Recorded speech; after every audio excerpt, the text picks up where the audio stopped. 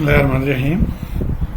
इस वीडियो में हम 3x3 कॉम्प्लेक्स मैट्रिक्स को सॉल्व करेंगे और एक्चुअली हम ये चैप्टर नंबर 10 के क्वेश्चन नंबर 39 है, उसके सॉल्यूशन को लेके चल रहे हैं।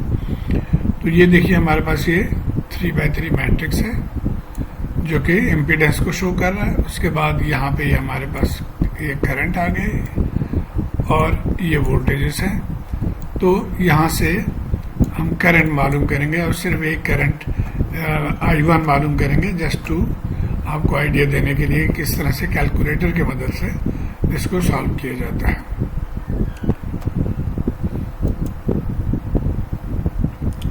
तो पहला काम तो हम ये करेंगे कि इसको एज इट इज हमने कॉपी कर दिया यहाँ पे और उसके बाद वैल्यूज असाइन करेंगे। इसको हमने हमारे कैलकुलेटर में 9 वैल्यूज हैं, A, B, C, D, E, F और X, Y, M। तो ये 9 वैल्यूज हैं, उनमें से हमने कोई भी 7 वैल्यूज यहाँ असाइन करने हैं। तो जस्ट टू सेव जहाँ पे रिपीट है वहाँ पे हम एक ही वैल्यू, जैसे अब यहाँ पे हमने इसको पहले वाले को A दे दिया, ये -8 को हम B दे रहे हैं, लेकिन -8 यहाँ पे भी है तो इसको भी हम B ही रखेंगे। इसी तरह J15 को हमने C दिया, यहाँ पे भी J15 है तो उसको हम C रखेंगे। और उसके बाद ये B हो गया, D, इसको D दे देंगे, इसको हम E दे देंगे। अब यहाँ पे भी देखिए -16 है तो इसको भी हम E कर देंगे और ये F हो गया। तो इस तरह से हमने 6 वेरिएबल तो यहाँ लगा दिए। अब यहाँ पे ये 2 तो जीरोज हैं तो इनमें वैल्यू देने की जरूरत नहीं, इसको हमने X, Y या M में से कोई एक वैल्यू दे सकते हैं। तो मैंने यहाँ पे M दे दिया। अब आइए सबसे पहले हम इक्वेशन लिख लेते हैं। डिटर्मिनेंट के लिए आपको पता है कि ये एज इट इज इसको सॉल्व करना होगा, तो ये हम यहाँ पे इसको डिटर्मिनेंट को लेकर आ गए। और अगर इन टर्म्स ऑफ वेरिएबल्स अब हम लिखें तो आप देखिए कि ये A और हमने यहाँ पे A लिख लिया और ब्रैकेट डाल के DF माइनस EE, तो ये आ गया DF माइनस EE। उसके बाद क्या होगा कि ये -B लिखेंगे इसको।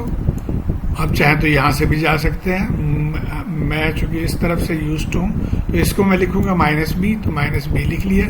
और उसके बाद क्या होगा कि इन दोनों को यानी BF माइनस EC, तो BF माइनस EC ये आ गया -B के साथ। उसके बाद थर्ड टर्म जो है वो C का है, +C, तो +C यहाँ लिख लिया।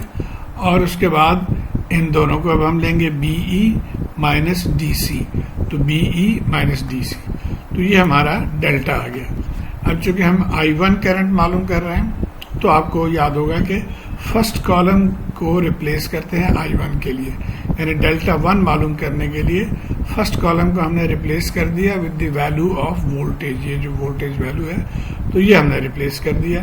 और इसके लिए भी हम इक्वेशन लिखेंगे, तो डेल्टा 1 किसके बराबर हो जाएगा, M, और ये दोनों DF, M bracket DF minus EE, और बाकी चूंकि 2 जीरोज हैं तो वो जीरो ही होंगे। अब हमारे पास ये डेल्टा आ गया और M आ गया। अब हम इक्वेशन लिखते हैं, I1 is equal to delta 1 over delta, और वैल्यूज हमने पुट कर दिए। यहाँ से डेल्टा 1 के वैल्यू इधर लेकर आए और यहाँ से हमने डेल्टा के वैल्यू पुट कर दी। अब ये आंसर मैं सिर्फ ये बुक से मैंने लिया है वेरीफाई करने के लिए कि जो हम जो कैलकुलेटर से निकालेंगे वो इसके कितना करीब है। तो अब आइए हम कैलकुलेटर पे चलते हैं अपना। ये कैलकुलेटर आ गया। जैसे मैंने पहले भी आपको बताया है कि आप कैलकुलेटर में सबसे पहले आप इसको 0 कर दें, उसके बाद आप मोड पे जाएं। मोड पे जाके देखिए कॉम्प्लेक्स के लिए ये 2 है तो हम यहाँ पे 2 करेंगे। अब हमारा ये जो है कैलकुलेटर वो रेडी है टू टेक वैल्यू। तो इस केस में सबसे पहले आप जो इक्वेशन सॉल्व करना है उसको लिखते हैं। तो अब हम यहाँ पे जाएंगे और ऊपर क्या लिखेंगे, MDF माइनस EE। अब यानी ये हमारे पास देखिए वेरिएबल्स हैं A, B, C, D, E, F, X, Y और M। इन सबको लिखने के लिए हमें पहले अल्फा प्रेस करना पड़ेगा। तो पहला आ गया, अभी मैं इसको प्रेस कर दिया और उसके बाद मैंने एम को लेना है, तो ये एम आ गया। एम के बाद ब्रैकेट डी एफ माइनस ई, हर दफा आपने अल्फा को प्रेस करना है। डी एफ माइनस ई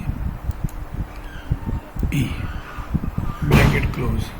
तो ये हमारा न्यूमरेटर आ गया। अब आ जाते हैं हम डिनोमिनेटर पे, इससे इस एरो को हम दबाएंगे यहाँ से, तो हम डिनोमिनेटर पे आ गए। अब डिनोमिनेटर पे देखिए ए डी एफ ई ई, तो आइए हम लिखते हैं A bracket D F minus E, sorry ये मैं अल्फा डालना भूल गया था, इसको मैं डिलीट कर देता हूँ। Alpha E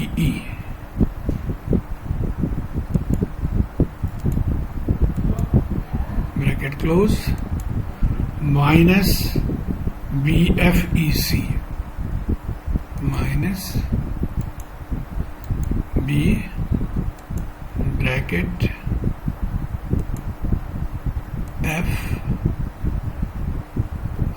B F delete B F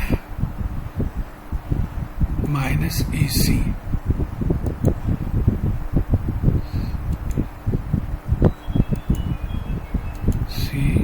bracket close, और आखिर है C B E D C plus सी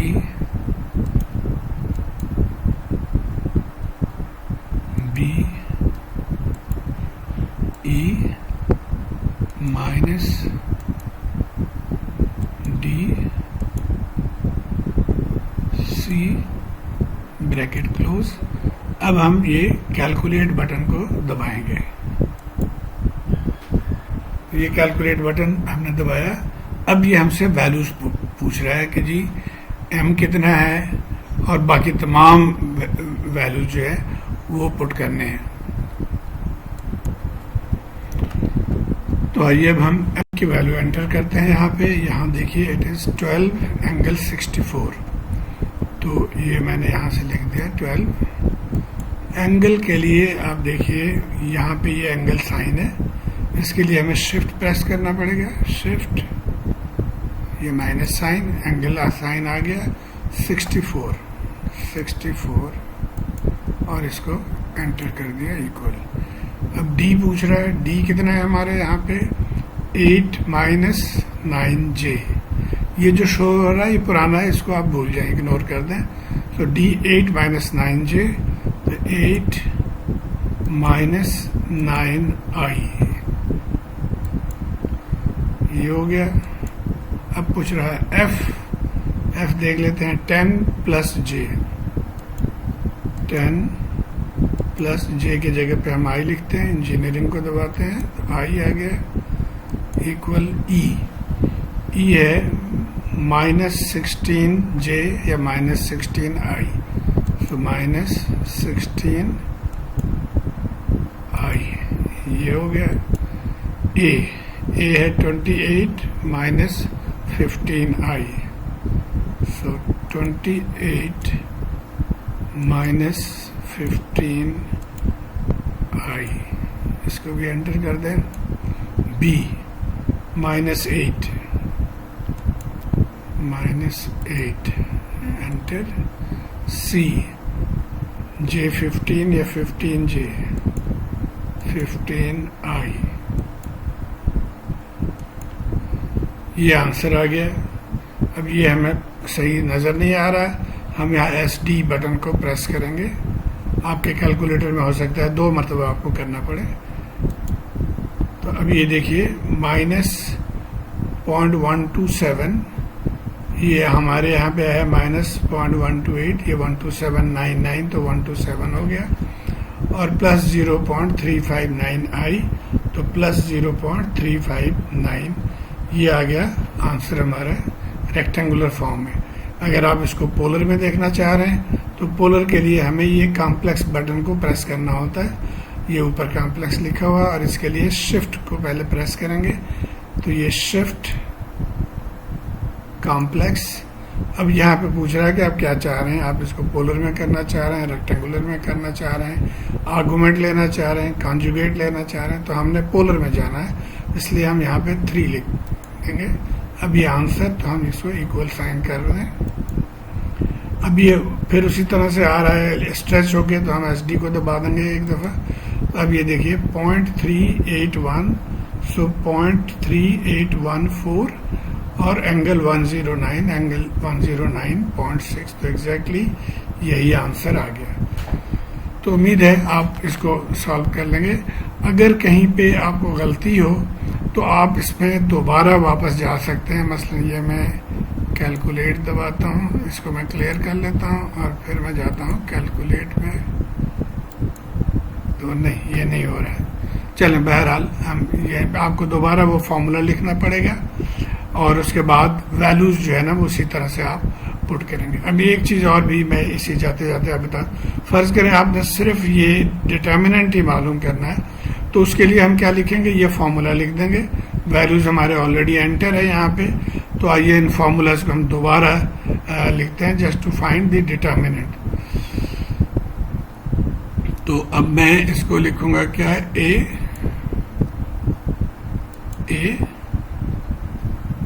bracket DF minus FE DF minus FE bracket close minus BF minus EC minus BBF minus BF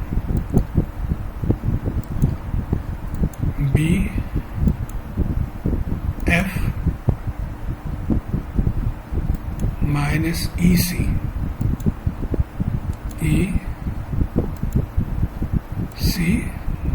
bracket close, अब plus CBEDC plus C bracket BE minus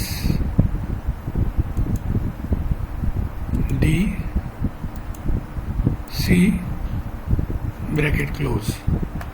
अब अगर हम इसको answer दें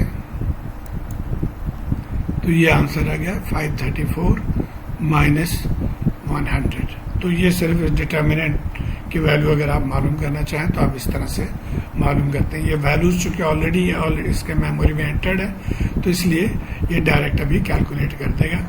और इसको भी अगर आप पोलर में जाना चाहें तो वही तरीका कि आप शिफ्ट कॉम्प्लेक्स पे जाएंगे और ये देखिए शिफ्ट कॉम्प्लेक्स 3 इक्वल, तो ये हमारा पोलर में आ गया। SD कर लेते हैं तो ये पोलर में इसका मैग्नीट्यूड और ये एंगल आ गया।